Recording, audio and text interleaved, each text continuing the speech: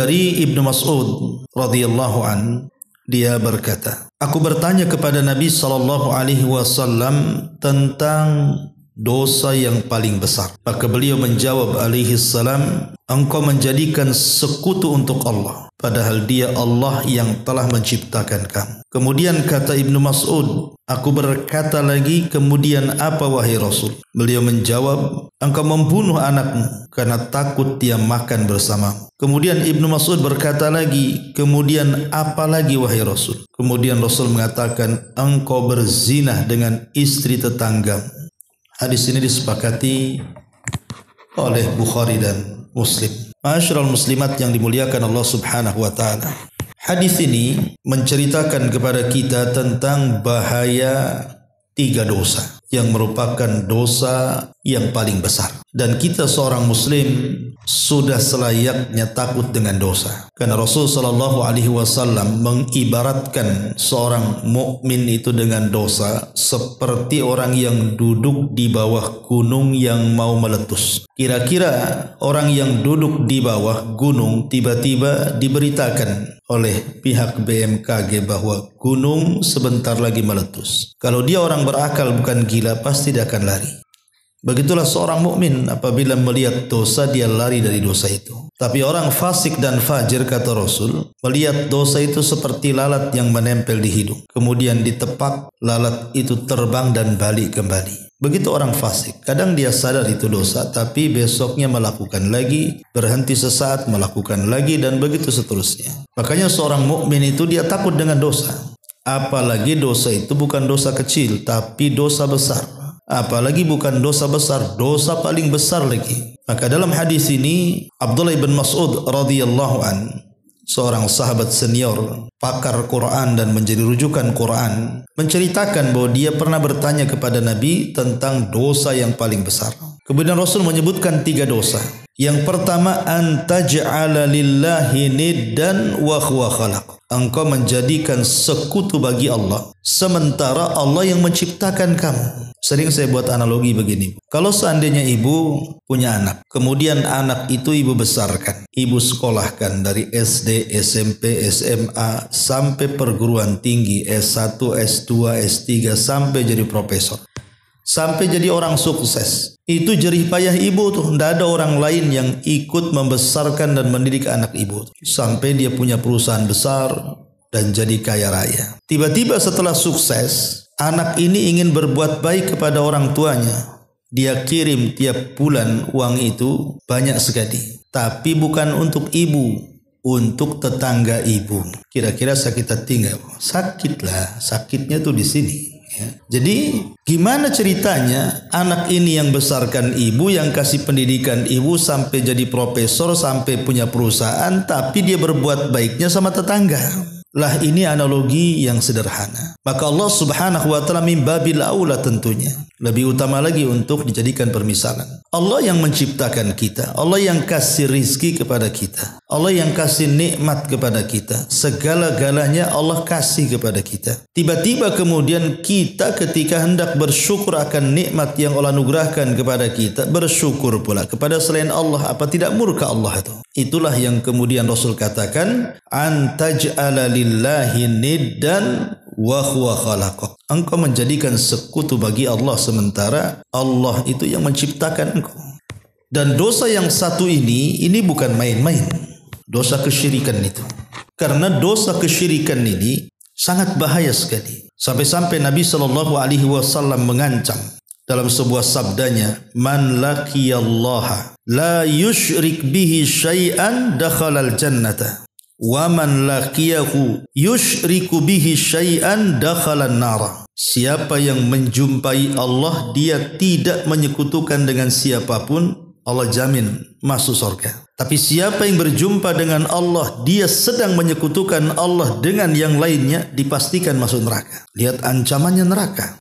Dan ketika Allah Subhanahu wa Nabi SAW mendahulukan dosa syirik ini, Bu, dibandingkan membunuh anak kemudian berzina dengan istri tetangga, menunjukkan bahwa dosa syirik ini adalah dosa yang sangat besar, melebihi dosa-dosa yang lainnya, melebihi dosa membunuh, melebihi dosa zina, melebihi dosa mencuri, zalim dan yang semacamnya. Kenapa demikian? Karena dosa syirik ini adalah dosa di mana seseorang dia tidak menghargai, tidak memuliakan dan tidak menghormati sang penciptanya, Allah subhanahu wa ta'ala. Ma'asyiral muslimat yang dimuliakan Allah subhanahu wa ta'ala. Apalagi kalau kita melihat di dalam Al-Quranul Karim, bahaya syirik ini cukup 3 perkara ini sudah buat kita merinding. Pertama, syirik ini adalah bentuk i'tidah. I'tidah itu artinya melampaui batas seorang hamba atas hak Allah subhanahu wa ta'ala. Allah perintahkan kita tauhid, mengesahkan Allah dan mentauhidkan Allah, kita pula kemudian menyekutukannya. Maka ini sebuah kezaliman yang sangat zalim, melampaui batas. Makanya Luqmanul Hakim mengatakan kepada anaknya, inna syirka la zulmun azim. Kesyirikan itu kezaliman yang sangat besar. Kemudian yang kedua, syirik ini bisa menghancurkan semua amalan. Jangan lagi kita, Nabi SAW sampai ditegur oleh Allah. Apa kata Allah dalam Al-Quran surah Az-Zumar itu ayat 65 itu, la in asyrakta la yahbatanna amaluka. Hei Muhammad, kalau engkau melakukan kesyirikan, dan mustahil Rasul melakukan kesyirikan, tapi seandainya Rasul melakukan kesyirikan, la yahbatanna amal, semua amalmu gugur walaupun dia seorang nabi, apalagi yang bukan nabi. Wala takunanna minal khasirin, dan engkau akan termasuk orang yang rugi di akhirat. Kalau Nabi saja dikhitab oleh Allah, jika melakukan kesyirikan amalannya lebur, kemudian di akhirat termasuk orang yang rugi, apatah kita, siapa kita dengan Nabi? Kemudian yang ketiga, orang yang melakukan kesyirikan itu, kalau dia masuk neraka, maka dia tidak mungkin keluar dari neraka, dikekalkan di dalamnya. Kenapa? Karena di dunia dicabut keislamannya. Orang yang melakukan kesyirikan itu bukan seorang muslim, tapi dia kafir, keluar dari Islam. Makanya di akhirat ketika dimasukkan ke neraka, dia tidak mungkin keluar dari situ. Lah, 3 perkara ini saja sudah cukup bahwa kesyirikan itu adalah dosa yang sangat besar.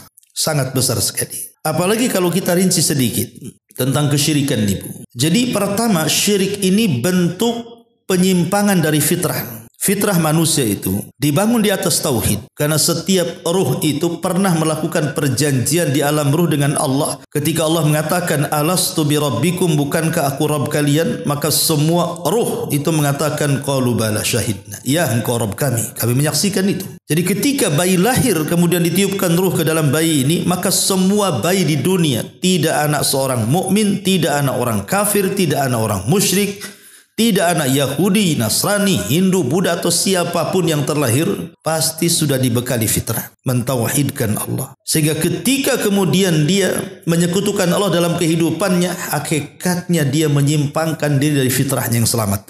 Ini yang pertama. Yang kedua, bahwa syirik sendiri sebab orang itu menjadi terhina. Jadi orang yang melakukan syirik itu hakikatnya menghinakan dirinya. Karena kita tahu bahwa kemuliaan itu hanya milik Allah. Ketika kemudian kita mencari kemuliaan kepada selain Allah, Allah akan hina dia. Makanya Allah mengatakan di dalam Al-Quranul Karim, fa innal izzata lillahi jami'ah. Kemuliaan itu hanya milik Allah. Tapi barang siapa yang mencari kemuliaan selain daripada Allah, pasti Allah hinakan orang ini. Dan kesyirikan itu hakikatnya dia telah mencari kemuliaan kepada selain Allah dan dia tidak mungkin dapat. Kemudian yang ketiga, bahwa orang yang melakukan kesyirikan itu kehidupannya tidak akan tenang. Kehidupannya akan senantiasa banyak masalah dan masalah. Karena tenangnya hidup manusia itu atas pertolongan Allah, atas karunia dari Allah. Lah, orang yang melakukan kesyirikan itu mencari pertolongan kepada zat yang tidak bisa menolong, kepada zat yang tidak bisa melindungi, kepada zat yang tidak bisa mengayomi dia, memberikan nafkah dan begitu seterusnya. Macam mana akan tenang hidupnya?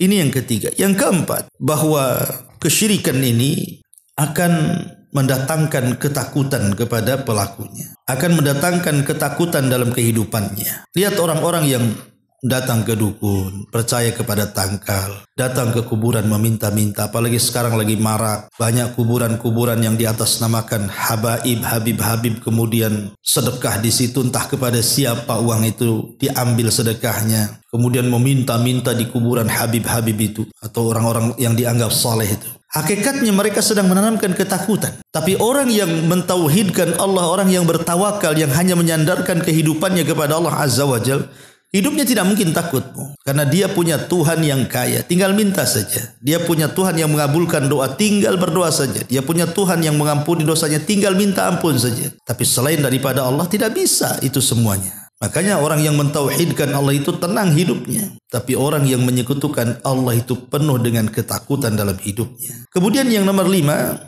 bahwa akibat syirik ini bisa menghalalkan darah dan harta. Karena Nabi SAW mengatakan, umirtu an uqatilan nas. Aku diperintahkan untuk memerangi manusia sehingga hatta yashhadu an la ilaha illallah wa anna Muhammadar Rasulullah, sampai mereka bersaksi tidak ada sembahan yang berhak disembah kecuali Allah dan Muhammadlah utusan Allah. Kemudian melaksanakan salat, menunaikan zakat. Kemudian di ujung hadis kata Rasul, fa idza fa'alu dzalik asamu minni dima'ahum wa amwalahum illa bihaqqil Islam wa hisabuhum 'ala Allah. Kalau mereka melakukan ini semuanya, maka mereka akan terjaga dariku darah dan harta mereka.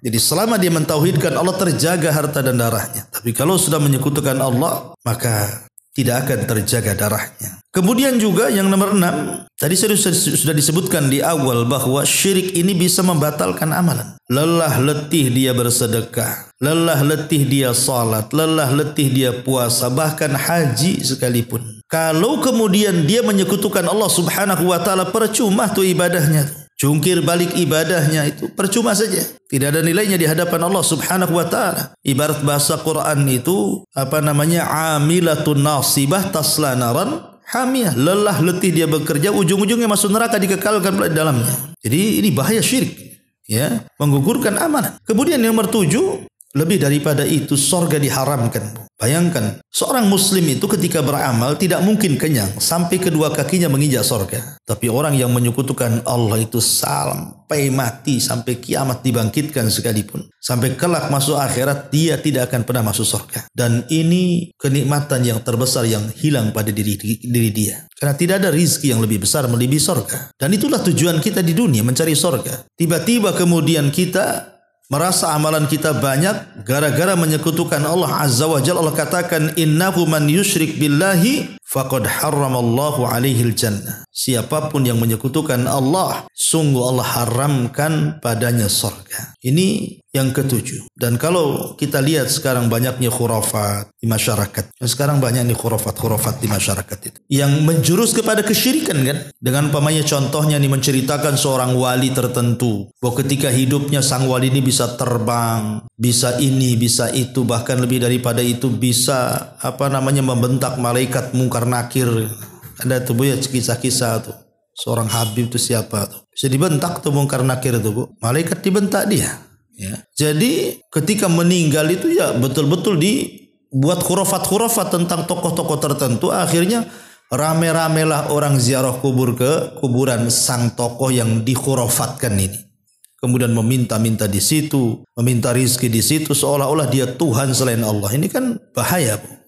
Dia tidak tahu bahwa itu adalah kesyirikan. Masyarakat awam ya nginggi saja. Ya, makanya ini juga tugas para tokoh, harusnya hentikan kesyirikan seperti ini. Sia-sia saja uang yang kita keluarkan untuk ziarah kubur ke sana kemari kalau kemudian dijadikan ajang kesyirikan kepada Allah Subhanahu wa taala dengan ghulu, ekstrim, melebih-lebihkan orang-orang saleh yang sudah meninggal. Dan subhanallah, memang kesyirikan ini kan berkembang, Bu ya, dari zaman ke zaman itu. Dulu di zaman Nabi Nuh itulah awal kesyirikan. Terjadinya kesyirikan di dunia itu kan di zaman Nabi Nuh. Ketika ada keluarga Wud yang disebutkan dalam surah Nuh itu meninggal dunia. Satu keluarga meninggal dunia. Di mana keluarga Wud itu kan tokoh besar sentralnya setelah kekosongan tidak ada nabi. Mereka belajar kepada keluarga Wud. Kemudian anak-anaknya juga menjadi anak-anak yang saleh. Hud, Yagus, Ya'uq, Nasr, itu kan disebutkan dalam Quran nama-namanya. Tapi setelah kemudian mereka meninggal dunia, akhirnya kemudian setan atau iblis datang kepada kaum Hud ini dan mengatakan, kenapa kalian tidak buat patung? Supaya mengenang kebaikan mereka. Jadi iblis itu ketika menyuruh membuat patung itu bukan untuk disembah, tidak. Hanya supaya mengenang kebaikan mereka. Dan kalau terkenang kebaikan mereka, itu menjadi semangat mereka untuk etos ibadah. Makin semangat lagi ibadah. Kemudian generasi pembuat patung ini meninggal. Datang generasi kedua. Iblis datang lagi kepada mereka dan mengatakan, kenapa tidak produksi banyak-banyak patung itu? Letakkan di rumah-rumah kalian. Ngapain jauh-jauh ke sini hanya nengok patung? Kalau diproduksi kan enak, nggak usah jauh-jauh datang melihat patung ke sini. Kalian bisa melihat di rumah-rumah kalian. Diproduksi lah banyak-banyak. Lihat bagaimana khutuwat syaitan ya, langkah demi langkah setan tuh. Setelah dibuat banyak, diproduksi, hampir tiap rumah ada patung-patung itu. Generasi ketiga tak tahu menau. Datang iblis kepada mereka lah. Aku hidup di zaman bapak dan moyang kalian. Tahu nggak kalian? Kenapa mereka membuat patung? Ya kata generasi ketiga tidak tahu. Maka iblis pun mengajarkan mereka membuat patung itu untuk menyembah Allah lewat mereka. Karena mereka orang soleh dekat dengan Allah. Awalnya syirik tawassul, akhirnya Allah tidak disembah, patung pula yang disembah. Berawal dari menyembah patung, orang soleh ini berakhir apa? Di zaman Nabi Ibrahim, bulan disembah, bintang disembah, matahari disembah, Namrud disembah. Coba. Kemudian beralih lagi kepada zaman berikutnya sampai hari ini macam-macam disembah hari ini. Coba. Bahkan di India itu ada orang yang nyembah ular sendok, nyembah gajah, nyembah sapi, macam-macam binatang-binatang disembah. Bahkan ada 1000 agama lebih di sana itu. Berarti 1000 agama, 1000 sembahan lah. Subhanallah kan gitu. Sampai akhirnya berkembang sampai hari ini. Ya, sampai hari ini tuh duit disembah, baju disembah, handphone disembah. Ya kan Bu? Dari mana kita tahu handphone disembah? Ya karena orang lebih peduli kepada handphone dibandingkan sholat. Peduli kepada handphone dibandingkan hak dan kewajiban kan itu ya. Jadi sekarang ini berkembang sesembahan. Makanya wajar kalau Rasul mengatakan ta'isa abdud dinar wa ta'isa abdud dirham. Celaka hamba-hamba dinar dan dirham. Celaka hamba-hamba pakaian, hamba-hamba tas, hamba-hamba mode. Itu ibu-ibu lah tuh, ya kan? Coba saja itu. Sekarang ibu kalau pegang handphone itu bukan tengok makalah-makalah, YouTube ceramah, tidak. Pasti masuknya ke Tokopedia, masuknya ke marketplace. Setiap hari itu. Ya. Jadi kadang-kadang nggak ada manfaat hidupnya.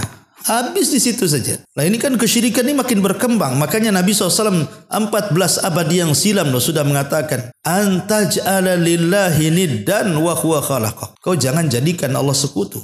Dia sudah menciptakan kita, memberikan nikmat kepada kita, menghidupkan kita, memberikan macam-macam kepada kita. Maka ada tuntutan Allah kepada kita. Apa itu? An tuwahidullah, agar kalian mentauhidkan Allah. Itulah hak kita kepada Allah. Ini yang pertama. Ya, yang pertama jauhi kesyirikan Bu. Jauhi kesyirikan karena di masyarakat ini hari ini yang namanya syubhat syahwat itu menyambar-nyambar. Masih juga lah orang itu percaya dengan tangkal-tangkal, jimat-jimat, datang ke dukun. Itu masih ada di masyarakat itu. Dan kita bisa lihat di mana-mana kan. Belum lagi iklan dukun-dukun ini luar biasa lewat YouTube ini. Bahkan ada channelnya sendiri. Bahkan ada organisasinya Bu. Dukun itu. Perdunu itu apa itu? Ya. Ada itu organisasinya. Sampai terorganisir seperti itu. Sampai membuat channel khurafat-khurafat di YouTube. Subhanallah. Pelawarnya itu banyak. Penontonnya banyak. Netizennya punya banyak di situ. Nah ini kan sudah krisis tauhid sebenarnya di negeri kita ini. Maka kewajiban ibu yang sudah tahu tentang pentingnya tauhid, kemudian bahaya syirik, dakwahkan kepada keluarga.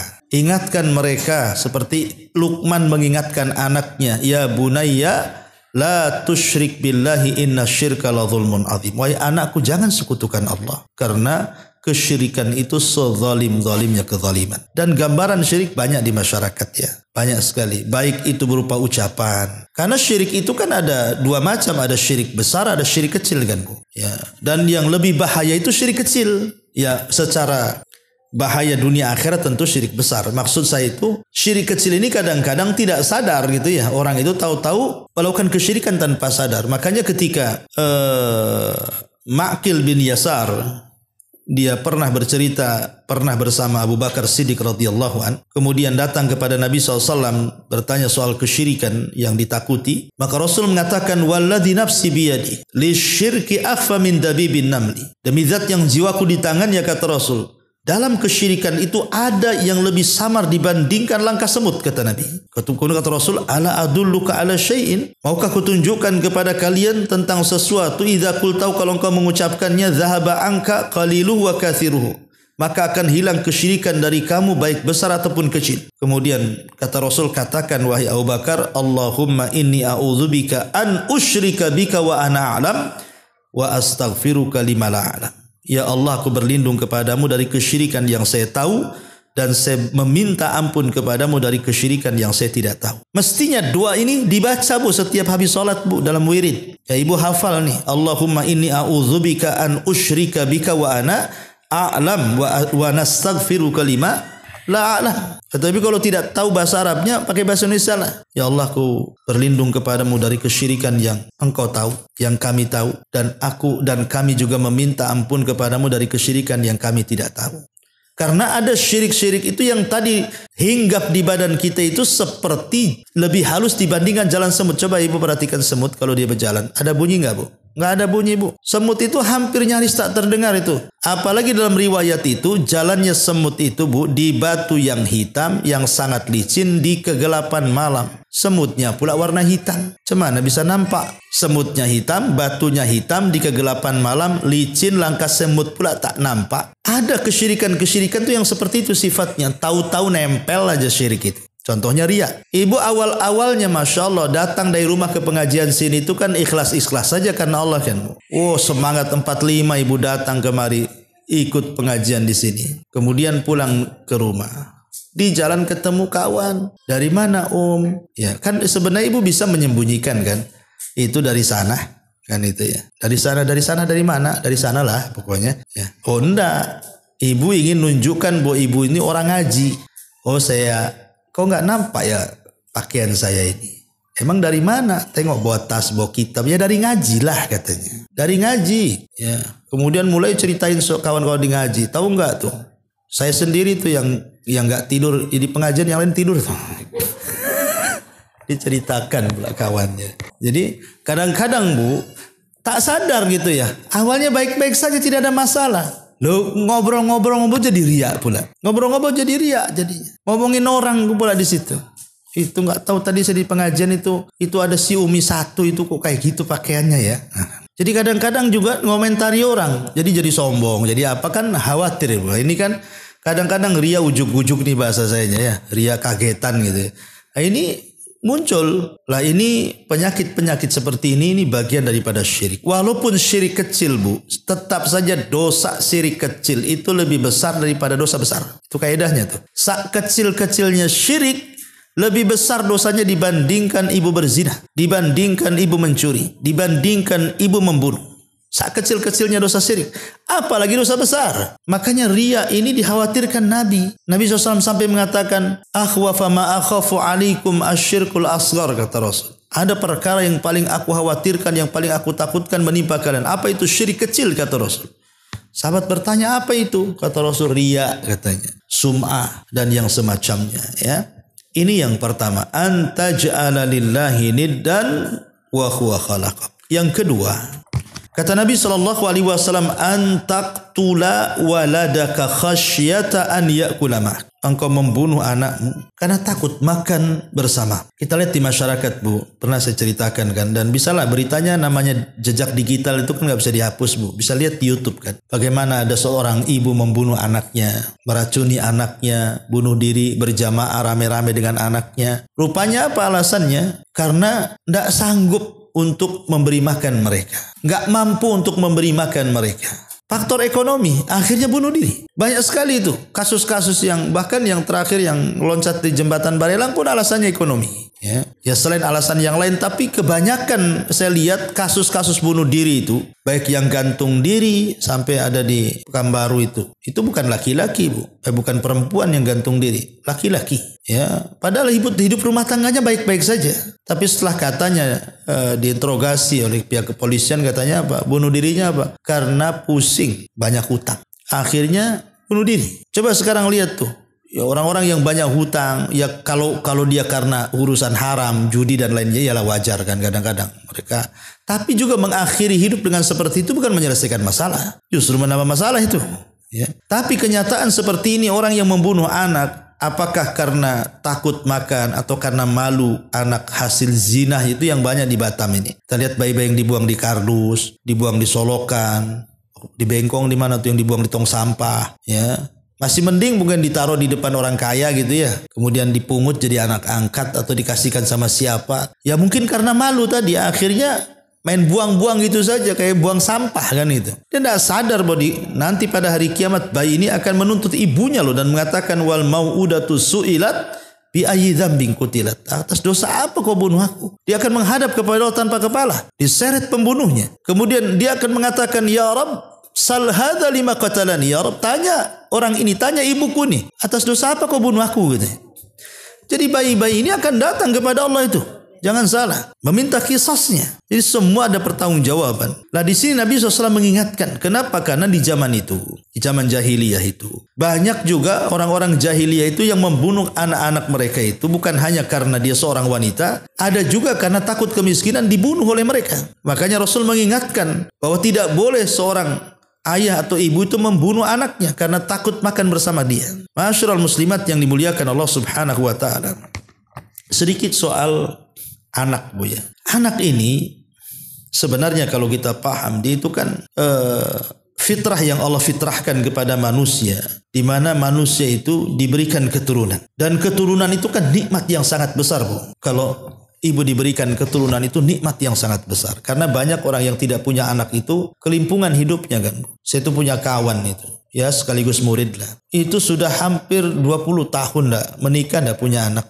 Itu sudah banyak biaya dikeluarkan. Dia cek dokter sana, cek dokter sini, yang di Batam. Akhirnya enggak puas juga ke Tanjung Pinang, enggak puas juga sampai ke Jakarta, Bu. Sampai akhirnya carilah herbal, sinse macam-macam. Memang Allah belum takdirkan. Sampai hari ini tak punya anak. Ya. Padahal dia orang berada gitu. Akhirnya sudah putusan dia apa? Ngambil anak angkat. Karena sudah tidak punya anak, ambil anak angkat. Artinya bahwa ini yang nggak punya anak stres pengen punya anak. Lah yang punya anak pula malah dibunuh pula, aneh kan itu. Kalau dia tidak sanggup, merasa dia tidak sanggup, padahal harusnya dia yakin yang ngasih rezeki dia dan anaknya itu Allah. Kasihkanlah sama orang-orang yang nggak punya anak tuh. Kalau memang dia memang merasa tidak sanggup, kan itu lebih kecil dosanya dibandingkan dia membunuh. Makanya Islam tuh terang-terangan seperti ini. Karena anak ini kan aset, Bu. Anak ini aset kita. Berapa banyak ketika orang-orang tua yang sudah tua renta, akhirnya anaknya pun jadi dewasa, dia yang merawat orang tuanya. Dia yang merawat orang tuanya.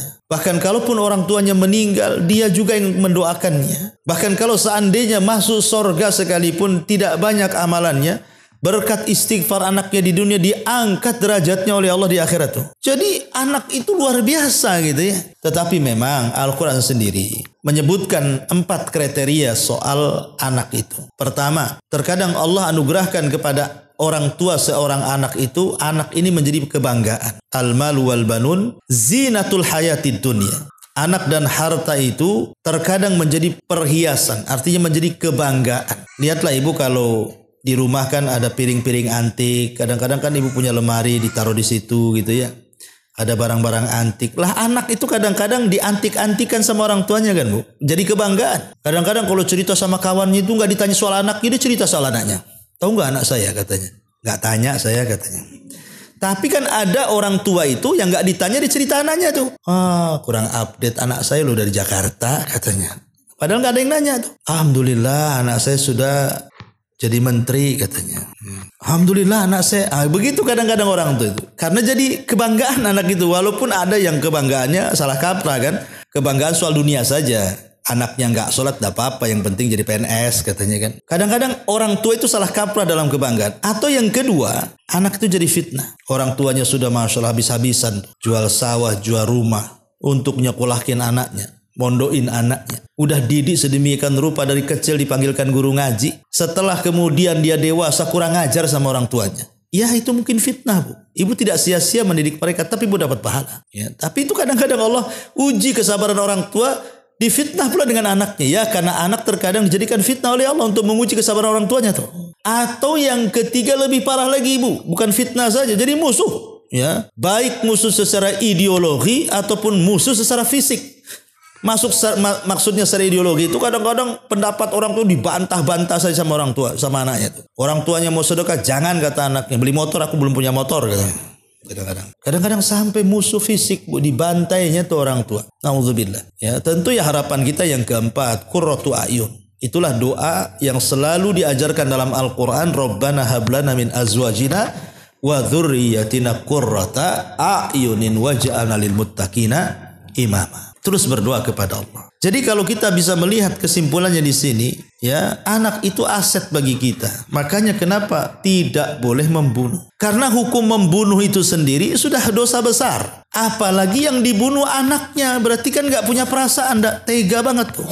Kok bisa anaknya dibunuh kan? Tega banget menurut saya itu kan. Ma'asyiral muslimat yang dimuliakan Allah Azza wa Jalla. Makanya ada satu perkataan yang bagus sekali dari Imam Ibnu Katsir rahimahullahu taala. Apa kata beliau? Wala taqtulu auladakum min imlaq. Ketika beliau memberikan tafsiran jangan kau bunuh anak kalian karena takut tidak bisa ngasih makan. Kata beliau apa? Wa dzalika annahum kanu yaqtuluna auladahum. Karena mereka, maksudnya orang-orang jahiliyah di masa Rasul itu, mereka suka membunuh anak-anak mereka. Kama sawwalat lahumus syayatin, karena sebagaimana mereka sudah dikuasai setan. Jadi orang-orang yang membunuh anak itu, Bu, mereka sudah dikuasai setan. Setan udah masuk. Persis seperti kisahnya siapa? Qabil ketika membunuh Habil. Itu kan karena setan ngasih was-was tuh. Bunuh aja, bunuh saja katanya. Ya, maka ini juga menjadi perhatian di dalam Islam. Tidak boleh membunuh anak karena takut miskin. Karena jaminan rizki itu sudah Allah tanggung. Makanya dalam Quran surah Isra ayat 31 Allah mengatakan, Nahnu narzukuhum wa iyyakum. Kami yang kasih rizki mereka, anak-anak kalian dan juga kalian sendiri. Jadi sudah ada jaminan, enggak perlu takut. Wa ma min dabatin fil ardi illa 'alallahi rizquha. Tidak ada satupun binatang yang melata di perut bumi ini kecuali sudah ditanggung rizkinya. Ini yang kedua. Yang ketiga dan yang terakhir, antuzaniya khalilata jarik. Engkau berzina dengan tetangga, baik dengan suami atau dengan istri. Zina sendiri sebenarnya dosa yang banyak madaratnya kan. Orang berzina ini banyak madaratnya. Di antaranya orang yang berzina itu dicabut kesempurnaan iman. Imannya dicabut ya. Yang kedua, akan ditimpakan berbagai macam penyakit di tengah-tengah masyarakat. Sebagaimana Rasul yang mengatakan, tidaklah sebuah fahisha ya menyebar di tengah-tengah manusia, maksudnya perzinahan itu menyebar di tengah-tengah manusia kata Rasul, kecuali akan ditimpakan kepada mereka berbagai macam penyakit. Bayangkan, berbagai macam penyakit yang penyakit ini belum ada di zaman Nabi. Dan kita lihat hari ini akibat prostitusi, tempat-tempat zina, zina online, zina offline atau apa namanya kan gitu. Marakkan penyakit di mana-mana, Bu. Penyakit yang membahayakan jiwa mereka yang belum ada obatnya, penyakit AIDS sampai sekarang belum ada obatnya. Kalaupun ditemukan obatnya, Allah kasih lagi penyakit yang lain nanti. Karena yang mereka perangi itu bukan bakteri, Bu. Yang mereka perangi itu Allah yang menciptakan bakteri AIDS itu. Masa Allah mau diperangi, gimana cara ngelawannya? Seandainya satu dokter dunia berkumpul pun menemukan obatnya, tetap Allah akan kirim lagi itu penyakit-penyakit yang lain yang lebih hebat dibandingkan AIDS. Kalau seandainya mereka mau melawan Allah. Jadi percuma mereka mencari obat ke sana kemari itu, karena bukan itu masalahnya. Kalau ingin terhenti dari semua penyakit, tinggalkan tuh, bubarkan perzinahan di mana-mana. Maka akan aman damai itu. Apalagi kemudian zinahnya ini dengan tetangga. Itu dosanya lebih besar sekali. Makanya lihat kata Imam Ibnul Qayyim rahimahullahu ta'ala ketika memberikan catatan kepada hadis ini. Apa kata Ibnul Qayyim? Fazina bil mar'ati allati laha zaujun a'zam ithman wa uqubatan minal lati la zaujalah. Berzina dengan wanita yang punya suami itu lebih besar dosanya, lebih besar hukumannya dibandingkan berzina dengan yang tidak punya suami. Apalagi dia seorang tetangga. Maka satu, intihak hurmati zauj. Kita merobek kehormatan suami orang. Kalau seandainya berzina dengan istri tetangga, berarti yang berzina ini telah merobek kehormatan suami orang. Yang kedua, hurmatul jiran, menghormati merobek kehormatan tetangga itu sendiri. Jadi sudah kemudian zalim kepada pasangannya yang sah, entah suami atau istri, merobek juga hak bertetangga. Yang itu harus kita hormati karena tetangga itu punya hak. Kemudian yang ketiga, kalau seandainya Allah takdirkan sampai hamil, merusak nasab. Bisa merusak nasab, Bu. Ya karena siapa bapaknya kan gak jelas jadinya.